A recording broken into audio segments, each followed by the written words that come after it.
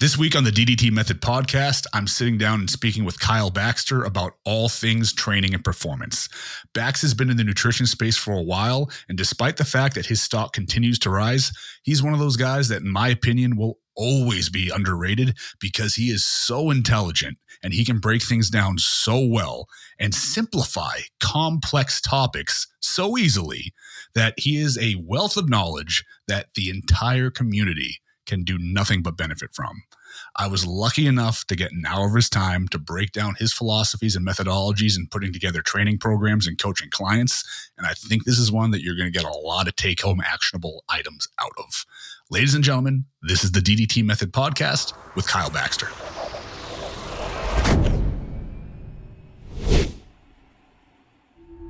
All right, so structure for me in under 1 minute the best hypertrophy program. Number one, something that is enjoyable and we can stick to. Number two, something that has an amount of function so we can do it forever and we don't run into ability to not move in a good place, in a good way. Number three, a thing that allows you to train hard. Pretty basic. No, I love it. That's perfect. Ladies and gentlemen, welcome back to the DDT Method podcast. We're here this week with Kyle Baxter, who is a wealth of information, not just in bodybuilding specifically, even though if you follow his account, you'll see a lot of his bodybuilding endeavors, but everything in a human movement. So you want to talk biomechanics, you want to talk physio, you want to talk how the body works. This is a guy that can narrow it down for you. So as always, this is somebody we really suggest that you follow and watch to learn from, and we'll have all this stuff linked at the bottom, but we'll go over that at the end of the show. Give us a little bit of a rundown on you. What's your background? What brought you to the dance? Because you're one of those people, and I've had a few guests like this before, one of those people that maybe all the masses don't know you yet. You're not at that 20 million follower point, but everybody that's important seems to know who you are. Who are you and what brought you here? Does that make me important? That I think it does, yeah. Puts a little bit more pressure on me. So it's like elusive importance. Formerly trained physiotherapist. Give you my very, very quick rundown. I've pretty much done everything in the fitness industry. I started with strength and conditioning, went into teaching biomechanics at a college, very underqualified from a piece of paper perspective. Went to a commercial gym, ran a business there, went to physio school, and then after that, I kind of realized that while I was working in a hospital for a little bit, there's a reason why people don't get better as much as they could, because there's this telephone game between all the practitioners, and everyone just has a gigantic ego. So I just started doing the online thing, being like, hey, I could probably just do a little bit of everything, and then someone could get a better result. And I started that and didn't really look back. So I've kind of done everything in the fitness industry. Education at a very high level, education online, gen pop, high level athletes, physio stuff. From now we're here. Well, thank God now in the fitness industry, you don't have to deal with all the gigantic egos of medical. Dramatic pause for irony. It's just kind of out of the frying pan into the fire in that regard, I suppose. It is a wild business, but you have found success fairly quickly, and that has a lot to say about your background, your knowledge, and what you actually bring to the table. And obviously, because of one of your prior teaching endeavors, I got to spend a lot of time personally learning from you, and I can attest that not only do you know what you're talking about, but you actually deliver it very well. And that's kind of the most important thing, and that's what we try to do on this podcast, is we try to make stuff digestible, because you can be the smartest guy in the world, if you can't really tell anybody, what good is that going to do? So hopefully that's a lot of stuff that we can get into today. In fact, I know it will be. But let's talk about things from kind of a bodybuilding specific lens, not necessarily the sport of bodybuilding, but just in terms of getting jacked, getting big, getting lean, looking like a bodybuilder, because that seems to be kind of the overwhelming essence of what people on social media want to do, be it compete or not compete. We all want to be jacked. We all want to be tan. We all want to see our abs. We all want to look like Greek gods, or the female equivalent of Greek gods, which I guess is Greek goddesses. It's early here, sorry. But let's talk about, we kind of talked about structuring the perfect program in a brief overview. Let's talk a little bit about structuring that program from a periodization standpoint, because that's something that I've noticed that a lot of your Mount Rushmore of biomechanics guys, no matter who you want to consider on that Mount Rushmore, nobody really sees eye to eye on. And that's not to say that one person's right and one person's wrong. There's 1,000 ways to skin a cat that are right. There's just a million ways that are wrong. But if you talk to, and I'm not going to single anybody out for anything negative, I'll single out people that are my friends. But if you talk to like a hypertrophy coach, Joe Bennett, he has a very linear periodization approach of low volume, high intensity, progressive overload, change the movements only when you need to change the movements. You talk to a Kasim Hansen of N1, and it's a lot of stimulus types, changing from a metabolic stimulus for body composition, utilizing more fuel in a rapid manner, into a hypertrophy stimulus, even into more of a neurological stimulus for getting stronger, and linking all these things together. And a lot of different people have different opinions thereof. What's your approach to periodization as a whole? And then how do you narrow that into the process of, let's just use a hypothetical bodybuilding show? Yeah, so I think I'm a little bit more along the lines of the hypertrophy coach ideology, but my thing is you need to be able to do it for a long time. So I come straight out the gate with quite the movement-focused physio-esque perspective to get someone to move in a certain way without sacrificing the progress off the start. So obviously if someone comes to work with you, we can't just be like, oh, you're going to move better for 12 weeks and then you'll see results. It's like, no. Like we kind of have to be doing everything at once. So my first program for someone would be similar to a normal bodybuilding approach of like, hey, you have muscle groups that you want to work on.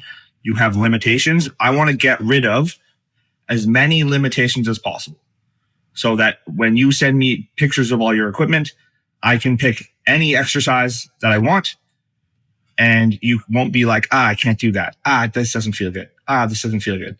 So I'm kind of building a base of function with someone, mostly through the same exercises, just in a specific order, right? Hey, you're terrible at a squat pattern. You're going to need to do a squat pattern. You're going to need to move through your hips forever. You're going to need to move through your shoulder forever in order to get your arm over your head. If you want to train lats, if you want to press, right? So we need to give you those, the ability to move in a certain way. And then once we get there, which is, I don't know, between 4 and 8 weeks, I will usually, so like that would be a little bit more higher rep ranges, just because if someone moves like trash, they physically just can't be accurate on the target tissue in a low rep range, right? You kind of like earn low reps, and you kind of like earn intensity meaning like proximity to failure. In my mind, obviously we need proximity to failure to get hypertrophy, but I'm not going to drive like a 1 set for a muscle group because someone's quite inaccurate, right? If I give you 1 set or 2 sets, what if you miss both those sets? I kind of describe it as darts in terms of hypertrophy. So if we are just trying to lift the most load, I could throw a dart at a dartboard like I'm throwing a baseball off the mound, but I'm going to miss the dartboard most of the time. Right?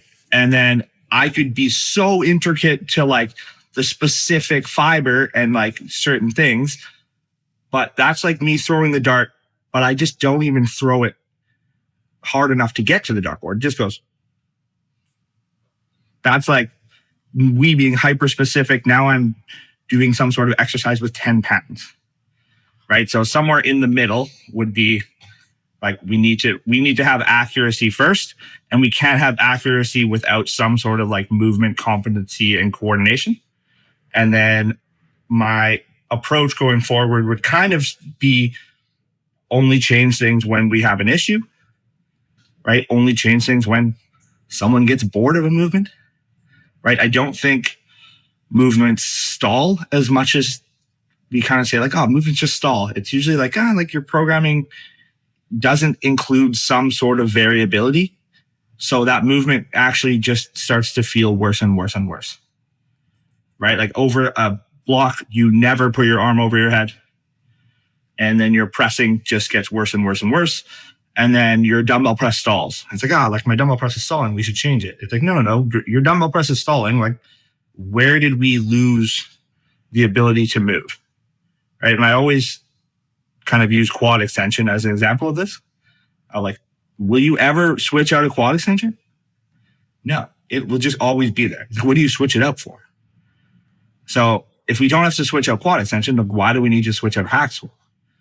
We usually need to switch out hack squat because we just get worse and worse in moving through our hips because we don't do any split squat patterns, right? We just start to lose range of motion through the hips.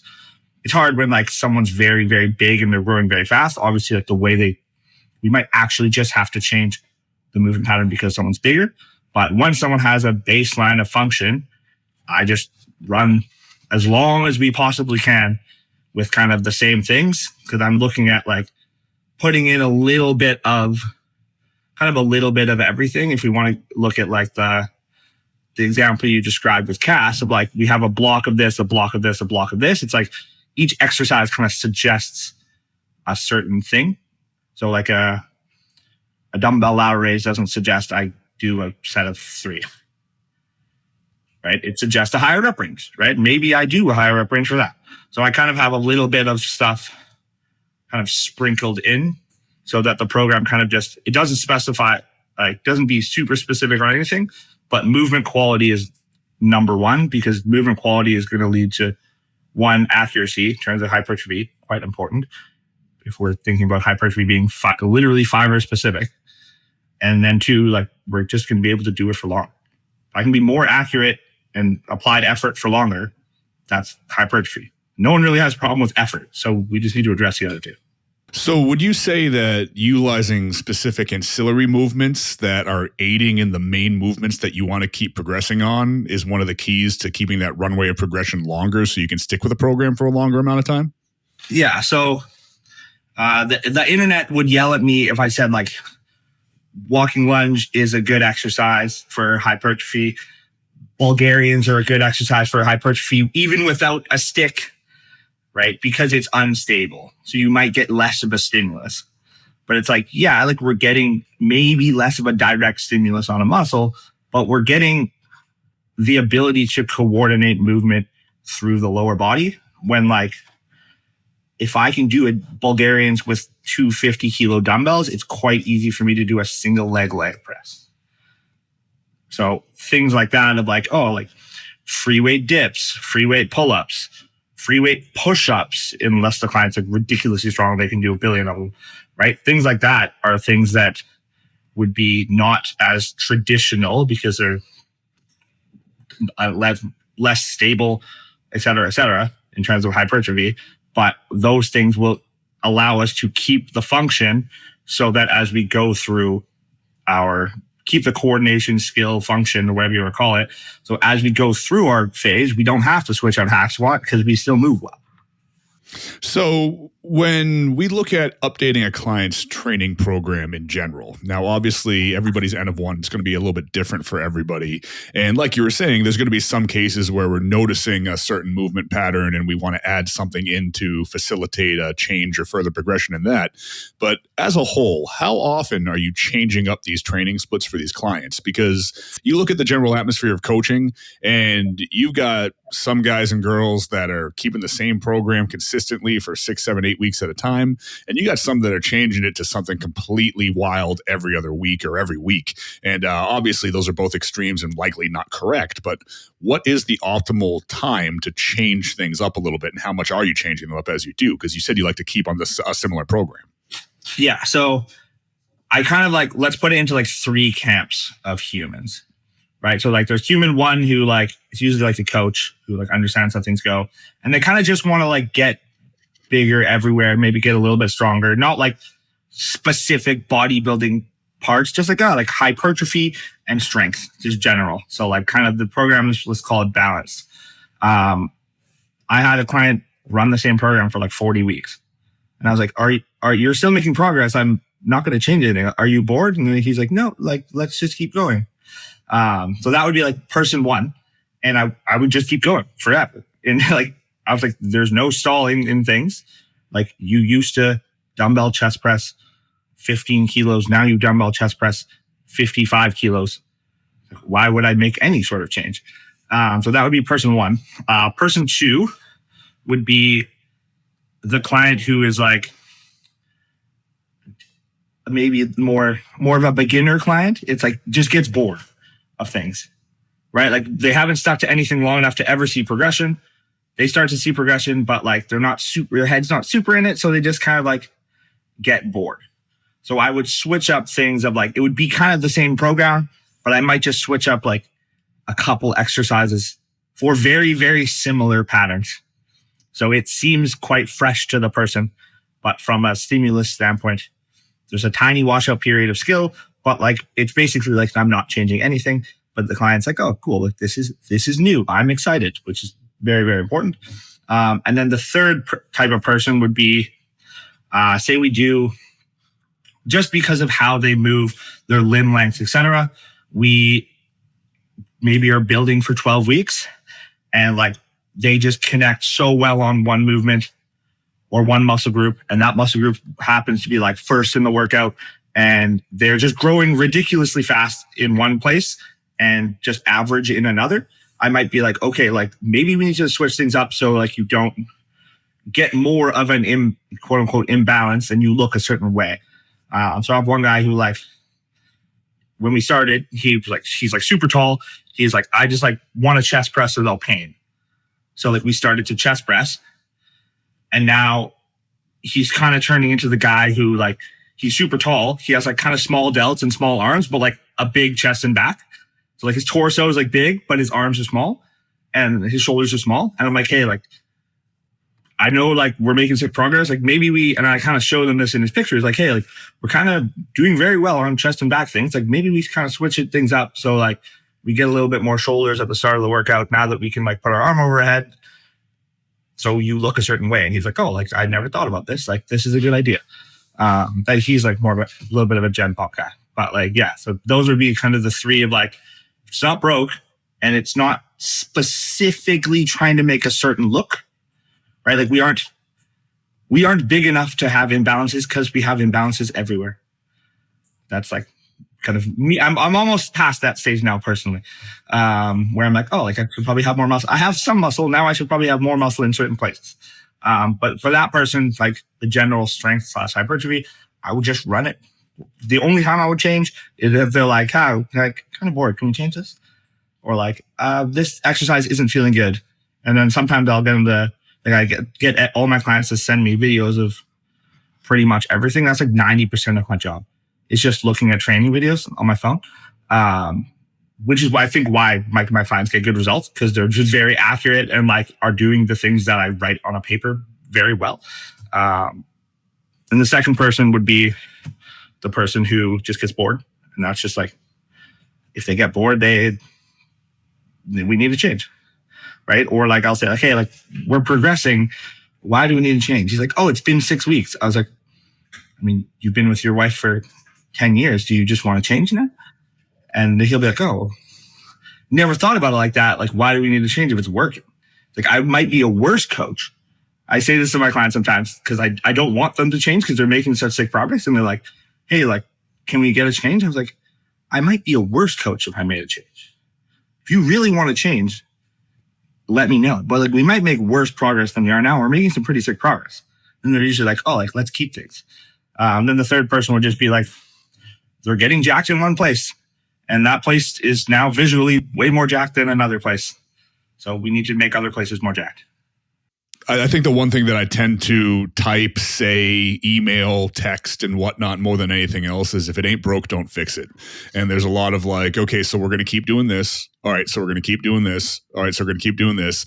And as a coach, it's difficult because sometimes there's a misconception, and misconceptions are usually caused by ill practices in the marketplace otherwise, that you're paying for a plan every week. And people really need to realize that they're paying for results, and results don't necessarily correlate with a new plan every week. And I'll even go the extra mile and say they rarely do. And it's a lot of situations where I feel like inexperienced, ignorance, kind of a harsh word, so we'll just stick with inexperienced coaches, have that pressure of like, oh no, they have these expectations.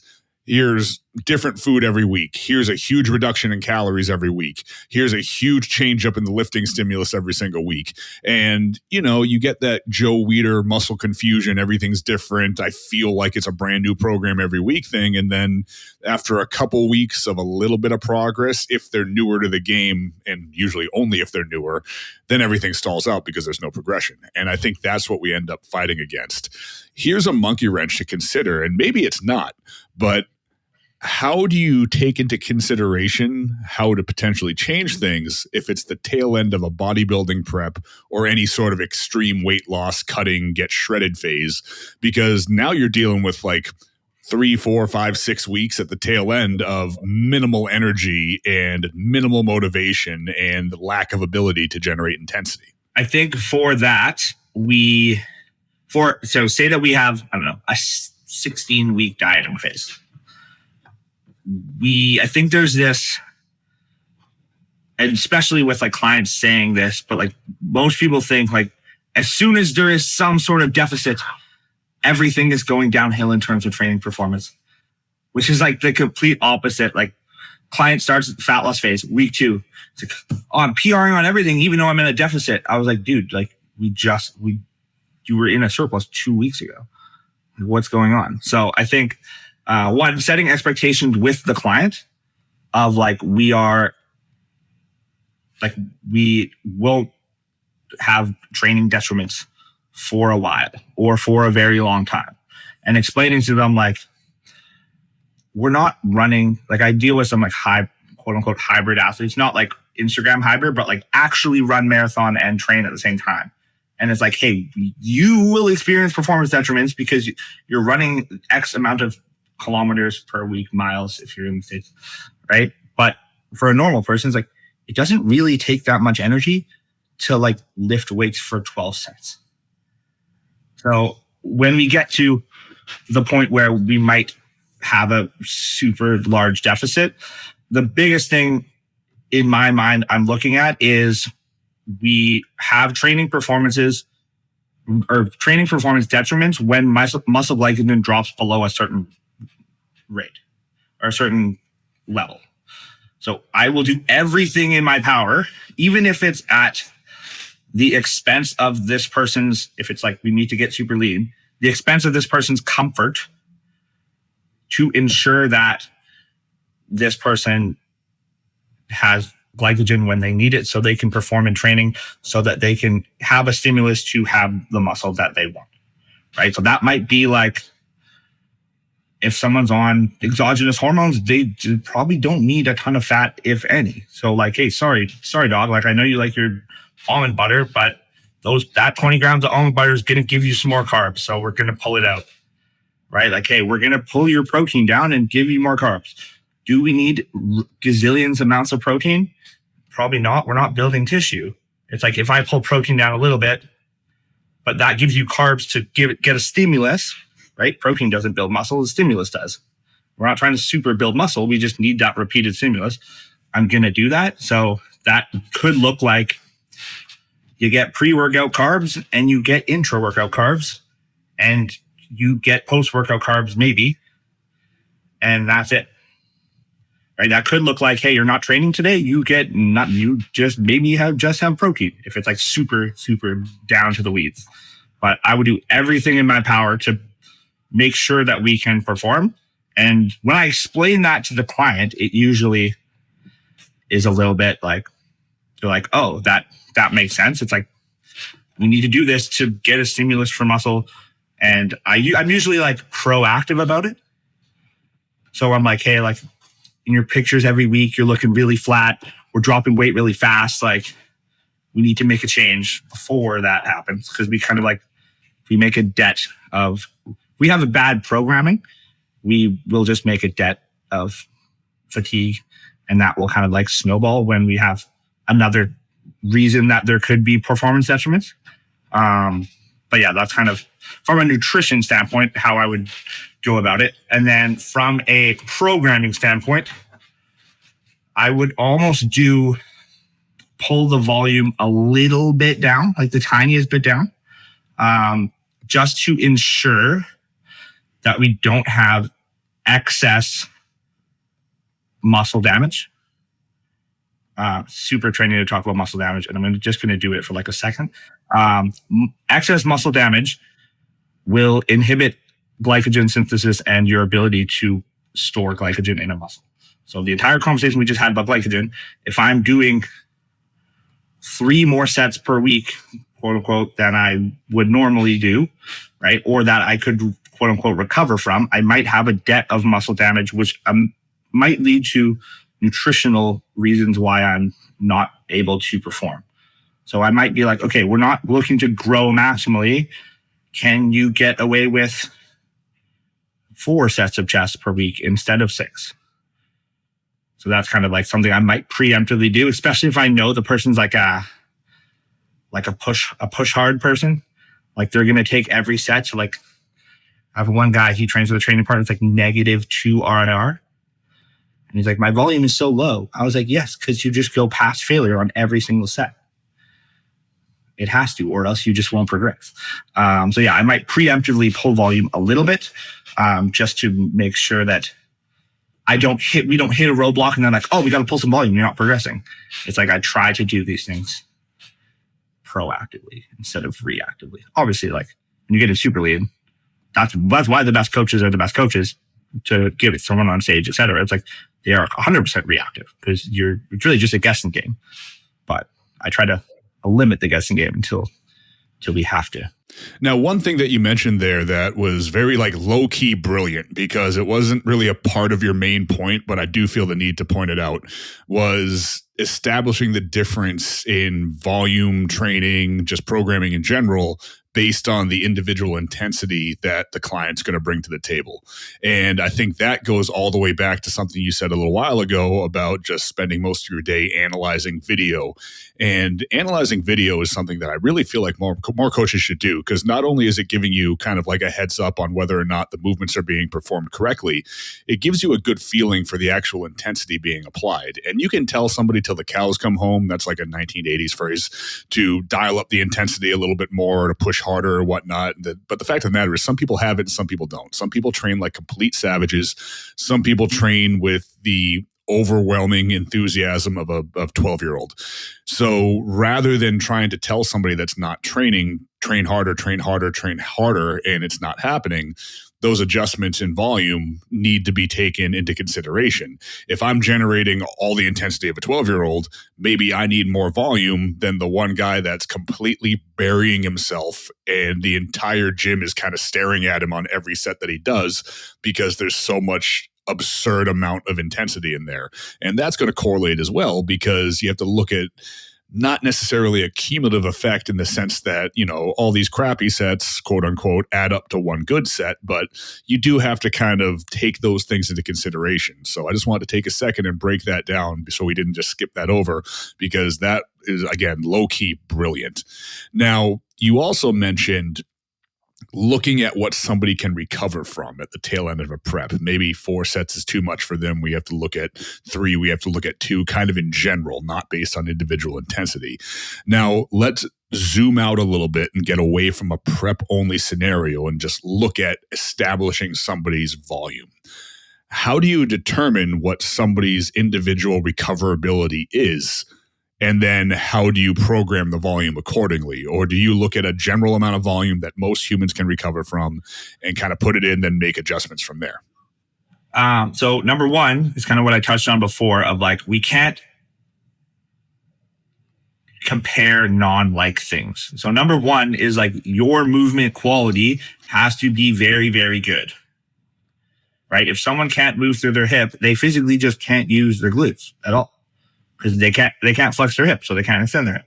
So number one is like getting them to a movement quality where I can compare set to set, right? And then I look at, if we talk about looking at volume, we usually count sets, which all sets are very much so not created equal, right? If we look at, a lot of people use like the shortened mid-range lengthen position, right? Or like isolation compound. A lot of these things, they're not really created equal. But to answer your question quickly, like I would just usually start someone with, usually I say like, what was the program you used to do? And like how did you progress? How long did you progress? What did you take deloads before? I'm not a really big like quote unquote deload guy. Just because if you're deloading someone, you're not making gains. So I want to do that. I want to do that the least because my job is to give someone gains. A D volume, in my opinion, would occur when I give you X amount of volume. Usually I undershoot. And then I see how, once everything is standardized, very important, I see how your lifts progress.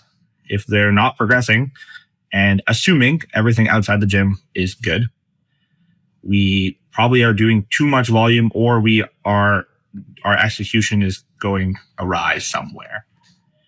Which I think and then once we go from there, it's like, okay, is your execution going awry, or is this actually too much volume for you? Usually it's not. Usually it's like they send me videos week 1 and 2, and then week 3, 4, 5, 6, 7, week 7, he's like, I'm not really progressing. And then I like get a video on week 8, and I'm like, this doesn't look like week 2, dog. Like, you need to send me videos forever.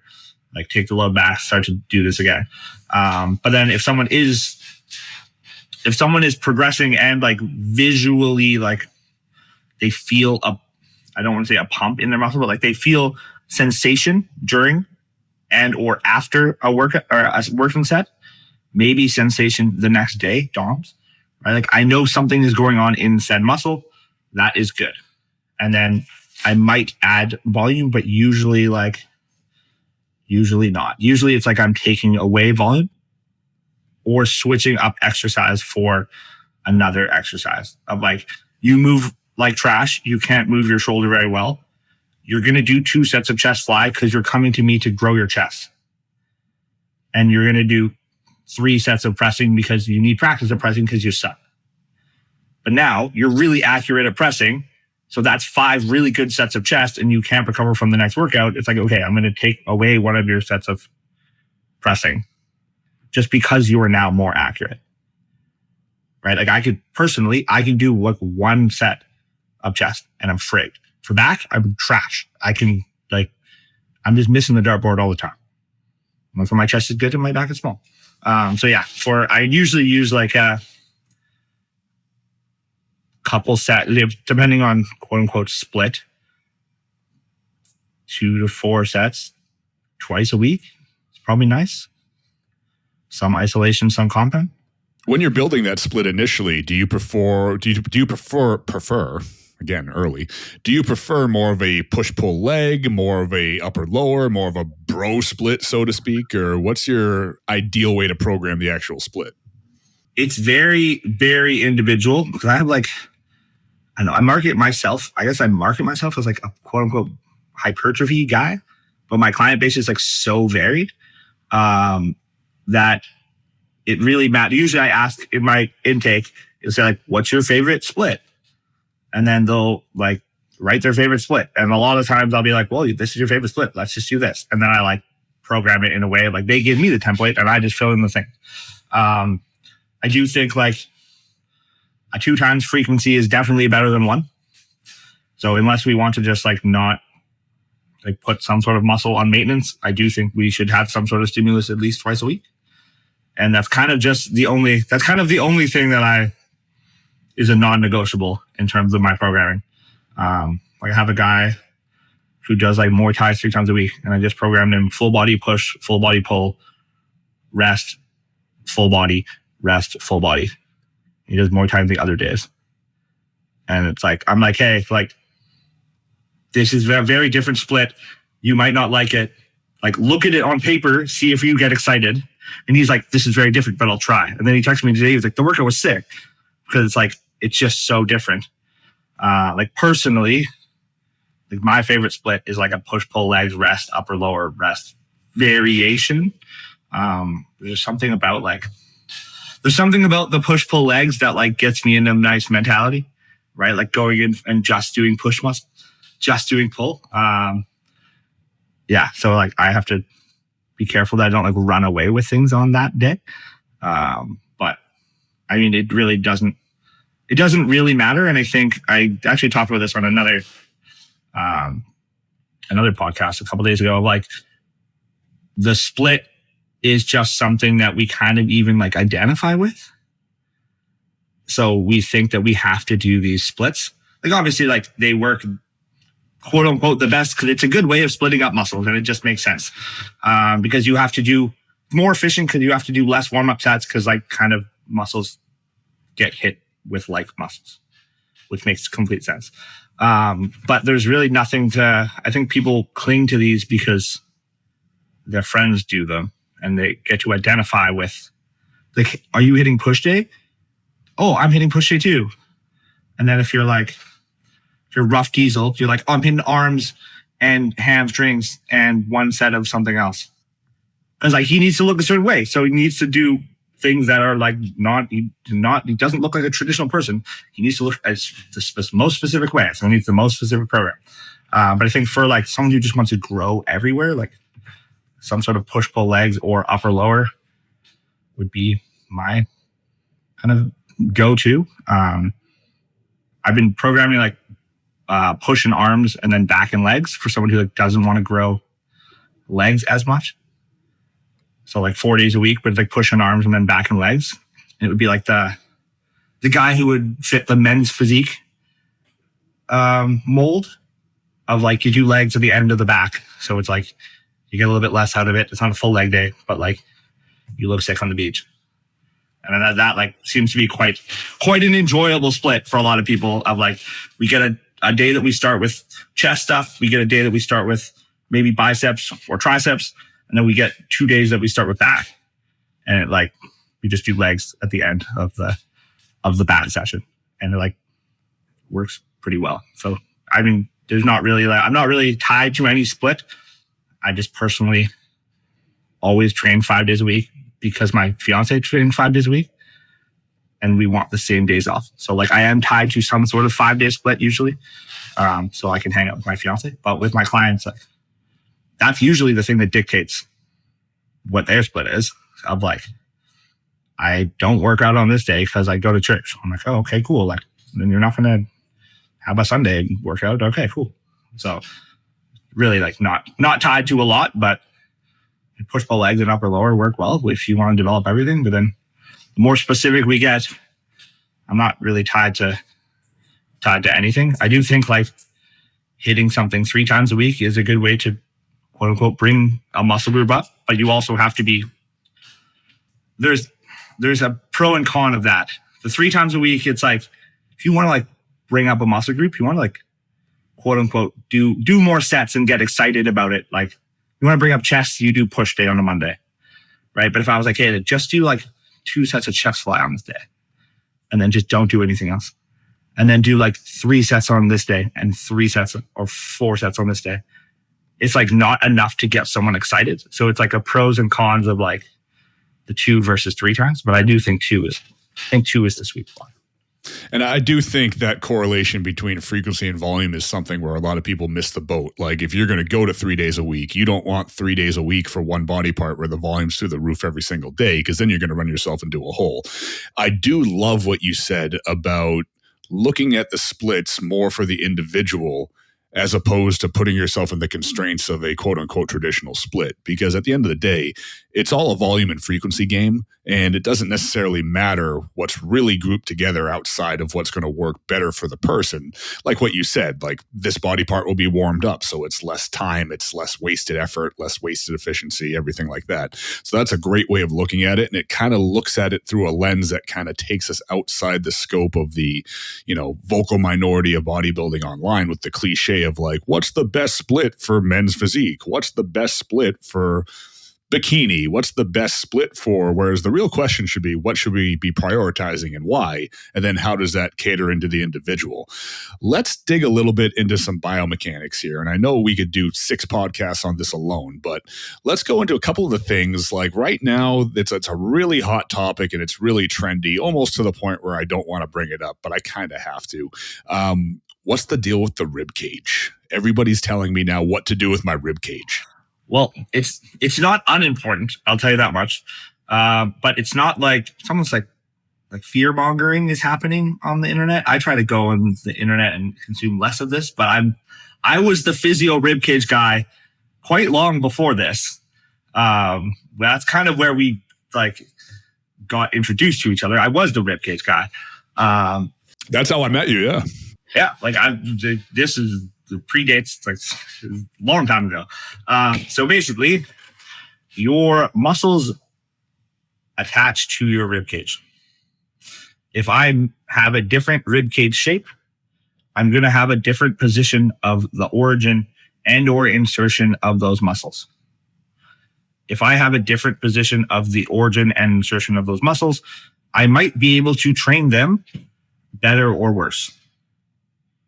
That is a Spark Notes version of the rib cage compression thing. In terms of basically, the rib cage is quite malleable. It has 2 sacs of air inside. Every time your diaphragm moves, those sacs of air move, and the rib cage moves. And the muscles that attach to the rib cage, mostly people just talk about pecs, will change orientation. So if I have a quote unquote flat or compressed rib cage, is the terms being used, I might have an origin of my pecs that doesn't suggest I can press very well.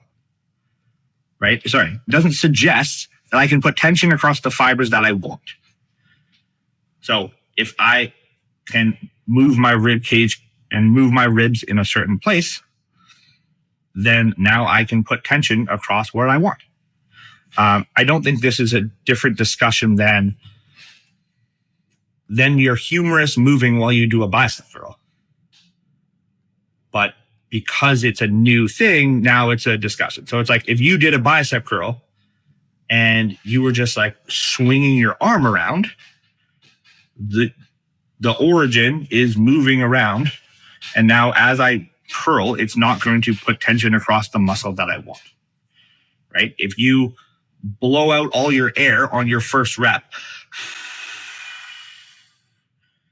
now my sternum is down, and it's going to be very hard for me to get into true shoulder extension and put tension across my pec in the length end, which might be what I want to do to grow a chest.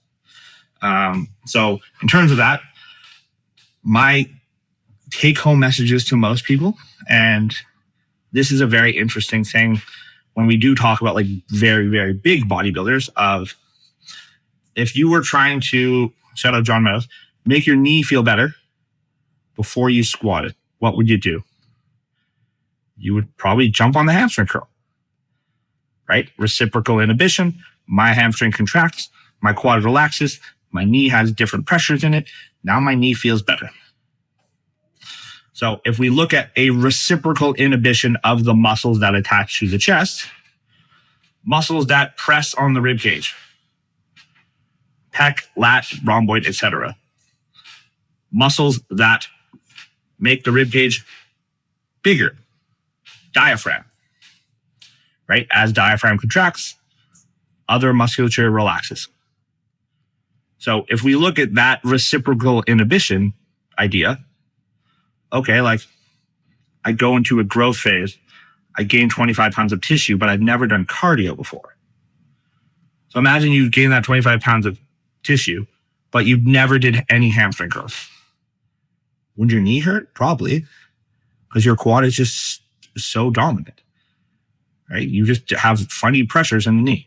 So it's like we gain a bunch of tissue on muscles that press on the ribs and put them in a certain place, but we don't ever use the muscle that brings the ribs into the opposite place.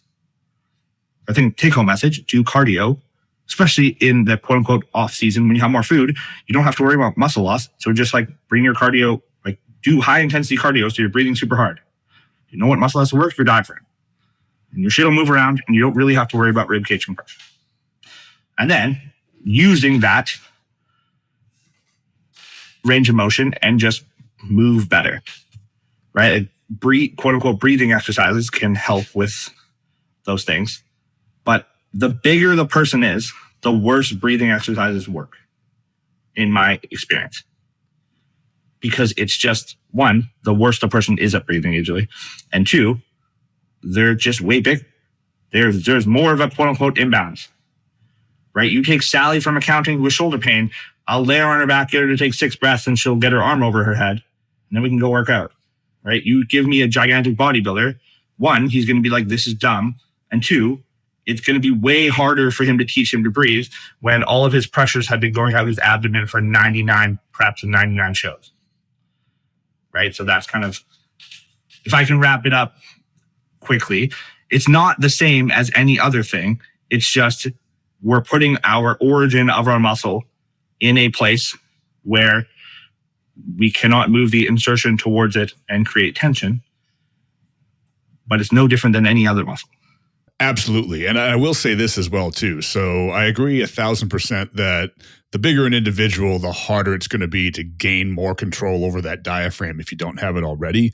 But I would say that it's really beneficial for everybody to give it some effort, because not only will it make a lot of this stuff easier, diaphragmatic control to a certain degree is going to help you with a lot of other things, even like regulating your nervous system, shifting into more of a parasympathetic rest and digest type state, because that gives you the control over your breathing to use that auto-regulation, or use that, not auto-regulation, use that very purposeful regulation in terms of, I don't like to talk about things like meditation because people dismiss it as like woo-woo stuff, but intentional breathing to actually cause a desired effect that you can measure with your heart rate, with your recovery, if you track your stuff with a Whoop or an Oura Ring or whatnot.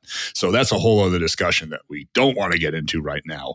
But overall, it is very beneficial to pay attention to the shape and orientation of your rib cage without necessarily getting carried away and running away with it.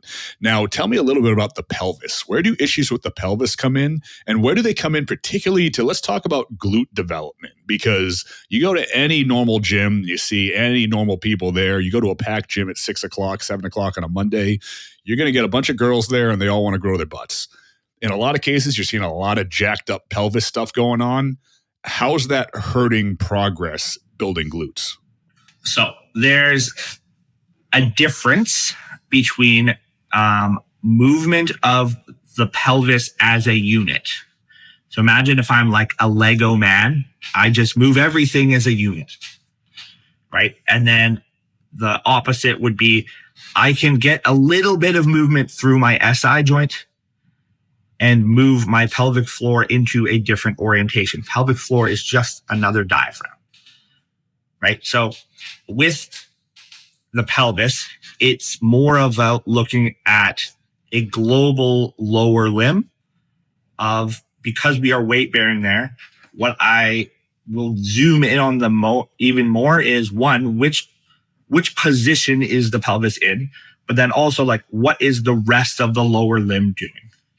Right? If you look at someone with a super high arch, I actually consulted for a person who just competed, and she had this, and she has a ridiculously high arch. That is a pelvis or pelvic floor that can't change orientation because the lower limb is global. Not that the upper limb isn't, but we just aren't weight bearing in the upper limb, so we can kind of just make a little bit bigger changes with just breathing stuff. Obviously, we can use hand pressure and stuff to change elbow and shoulder, but with the lower limb, it's looking a little bit more at like, in order to move in a certain way, the foot has to do one thing, the shin has to do one thing, the femur has to do one thing, and the hip has to do one thing all at once. And that's how we know that we are moving through the pelvis and changing, quote unquote, changing the shape of the pelvis and changing the orientation of the pelvic floor. And that is what would be eccentric hip musculature would be. And then as soon as we can get our hip muscular eccentric, it's very easy to get it concentric, right? It's the same thing with the chest ribcage stuff. The problem, the pec muscles are stuck, quote unquote, concentric or tight or short, whatever simple words you want to use. If we can get them eccentric, we can very easily press, right? So for a lot of people trying to grow glutes, their glutes are already squeezed 24/7. And for any practitioners here, this is what usually we are kind of taught in physio school, because you'll go to a physical therapist and they'll give you like a manual muscle test. So basically, you lay on the bed and they test your quote unquote glute activation. But it's not your activation, it's your ability to resist force against your hand. But it's hard for the glute to do its job if it's already squeezed. Right? This light is on. This light is on. I can't turn it on anymore. It's already on. It's not a dimmer. It's just a little light that's blue. Right? It's either on or off. So it's making sure that everything's operating together as a unit. Yeah. So if we look at like, quote unquote, range of motion, there's a difference between getting range of motion locally at a joint in the short term, which is like, if you go to the physio, I rub your shoulder down and I'll do the ER test and I'll take a picture before and after, I post on Instagram, tell everyone I'm the best physio ever. That's very different than, can I get external rotation of my first CMC joint enough that my wrist goes in a certain position and my forearm goes in a certain position and my elbow joint and shoulder joint work well, so I can posteriorly tilt my scap and we can press without pain. Right? So a lot of people say, oh, it's your pelvis position. It's like, okay, maybe, yes, that's part of it. And we need to look at global lower limb so that we have, this is the long-term progression that I'm kind of looking at with all of the people I work with, of like, cool, you say that you can do a hinge and it feels okay. And your foot is a gigantically high arch. This is why you don't have glutes. I might not tell the person this, but it's like, okay, cool. Like now I switch exercise order and we do a split squat before you do a hip thrust. And the split squat allows their foot to move a little bit. Then in the hip thrust, they can push into the medial foot a little bit more. And they're like, oh, I feel my hip thrust so much more. And it's like, okay, perfect. Like now we're, shout out Jordan Shallow, hiding the vegetables in the spaghetti sauce, right? You're eating the spaghetti sauce, but you're still eating vegetables, right? We're getting all of this. I find physio extremely boring. Do you know why? Because it is extremely boring. But do you know what's fun? Getting gains and getting out of pain and getting big and getting strong, right? So if the more physio-esque, movement-esque things I can just do to someone without them even knowing, the better, because it just looks like a normal program. You see, this is the type of stuff that is the main reason why I never shut up about continued education, about trying to learn more about your craft, about trying to pick up more things that you can use. Because we live in this weird era right now where coaching is both oversaturated and undersaturated simultaneously. It's never really going to be oversaturated. There's never going to be a lack of clients. There's always going to be people globally that want to get jacked and shredded and big and strong and healthy, et cetera, et cetera. But we also live in a time where on social media, the prerequisites to become a popular in-demand coach don't necessarily match ability. And somebody that just has a great physique because they took some drugs, no disrespect to drugs, I love them, but did some things and built a big following and coach people doesn't necessarily mean that they have the ability to look at things through this type of scope to break something down like that. That concept might be, and dare I say in most cases is, totally foreign to somebody that just watched a bunch of Chris Bumstead videos and went, oh, I have my clients do that. So that's my biggest pet peeve. Really quickly, What's the biggest problem, in your opinion, with online coaches or the online coaching industry in general? Currently, this is also why something I could do to get the quote unquote gigantic following, but I will never do it. It's like people want to be right more than they want to get results with people. Go on Instagram, you'll see the face over someone else's reel, like telling everyone why they suck. It's like, I do kind of the same thing with my posts, but I would never call someone out. I just give a solution to a problem. I don't bring like other people's quote unquote incorrect information. Definitely drives me to put out correct information. So I'm like, oh, like maybe I should put out something that is what I believe of that. But it doesn't mean that someone else has to be wrong if I am right. And the main thing that is important is like, do you get results with your clients? Yes or no? But now it's like, it's not enough to get results with your clients. You have to also be the smartest and the best. And you have to shit on everyone else in the process. It's not just enough to get results. And I think a lot of the best coaches, like they stay quote unquote out of the shit. And then there's people who don't sell coaching that drive their businesses like that, which like I understand. There's a lot of like extremely smart people who leverage the yelling at each other game because they sell a product that suggests the information is the only thing that matters, and they can be a quote unquote worse human and it doesn't matter because they're selling something else. So I guess pet peeves, I wouldn't really say it's a pet peeve. Like I understand, and like we run on dopamine, right? Like if I made a post shitting on someone, it would get more views than I ever got on any of my posts. And for 1 second, I would feel good about myself because I get a lot of views and I get dopamine, gives me a dopamine rush. And then after, I would just feel terrible because I'm now a hypocrite, which I live my entire life to not be a hypocrite. That's just my goal. So that would be my tiff or pet peeve about the state of the industry. Like I understand it, but just not me. Dude, I was literally just yesterday complaining to somebody about those fucking Stitch videos or whatever the hell you call them. I can't stand them, so I agree 1,000%. Dude, this was fantastic. Tons of take-home information, tons of actionables here. If anybody wants to learn more about you, watch your content, look into your coaching, look into consults with you, where do they find you? Just exclusively Instagram. Coach Baxter. It's been Coach Baxter since before coaching online was popular, because Coach Baxter I was a hockey coach for little kids and people called me Coach Baxter. And then I made my Instagram that. And now it looks like I'm just a lemming amongst other lemmings that has coach in their bio. But Coach Baxter, Instagram, DM me if you have questions. If you have questions about anything, if you see some crazy shit and you're like, what's going on? DM me. I'll always respond. I'm not that big yet, so I have time to respond. Not that I have time, but like I will. So hit me up, Coach Baxter, Instagram. He doesn't have the time, but he'll make the time. So let's put it that way. That sounds good. So I like the way that sounds. That's what I'd say about myself. All right, perfect. Dude, again, thank you so much. We'd love to have you back on in the future to deep dive into some more topics. We will have the links to your social platform, to your Instagram in the show notes on all of our platforms. And if anybody wants to look into coaching, consult calls, or just absorb more of this guy's information, please give that page a follow. It is a wealth of information. And thank you again.